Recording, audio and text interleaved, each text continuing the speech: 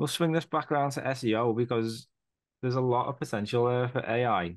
I don't know if you saw that video that was created by the co-founder of LinkedIn, Reid Hoffman. He basically created an AI version of himself, and it was basically a resource that that people could turn to and like ask them questions and stuff like that. So like if you're trying to like coach staff, for example, like if you've got like a big workforce and you know loads about SEO and you're trying to coach your staff, you could create like your own little prompt or like bot that could take all of the information that you have and it's based on that. So it's I mean there's little things like that you could use. But what do you think in terms of SEO? What are the biggest benefits that you've seen when it comes to AI? I know one of my friends, he was an SEO for like a multiple different companies and firms and stuff like that. And he really likes it for generating meta descriptions and HTML titles because like going through each page on a website and going through millions of them and putting over thousands of them, putting unique meta descriptions in can be really tiring and take a lot of time. And because it doesn't really impact the rankings, it only shows up as like your little spiel to help people click on it. It's like a lot of what can feel like wasted effort when you do it. Yeah, And HTML titles are pretty much kind of the same, but they do factor more into the rankings. Um, and what he said is that those meta descriptions are just like it's like a very good way of just doing something quickly, and it's not really something that you have to think about when you do it. And I don't really like doing that. Like I would prefer to just do like my own and try to do it like the quote unquote right way.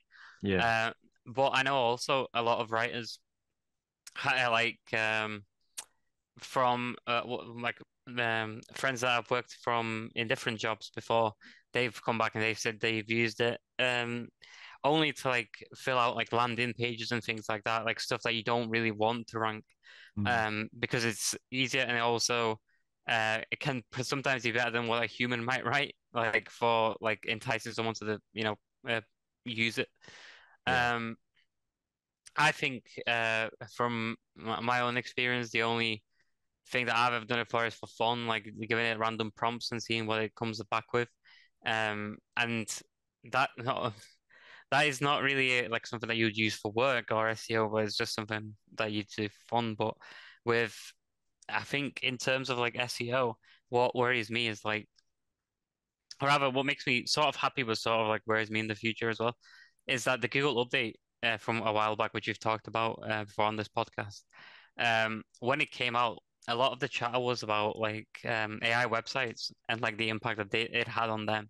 And I think maybe what's going to happen is that because Google is pushing it so hard on like the sponsored content and like the Google ads, there might be some inverse impact on it. So like, what if you use the ad text that Google gave you and you try to use it on your website, if you know what I mean? yeah, So like you take the information they give you, you use it on your site. Is that going to get penalized? Is that going to not rank as highly because it was generated by AI, or is it going to rank higher because Google gave you it, so it sees it as like a positive thing, yeah. like a positive thing to use? It's this weird like echo chamber effect, isn't it?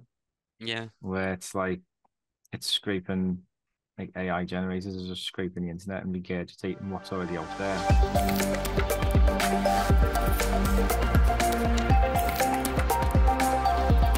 SEO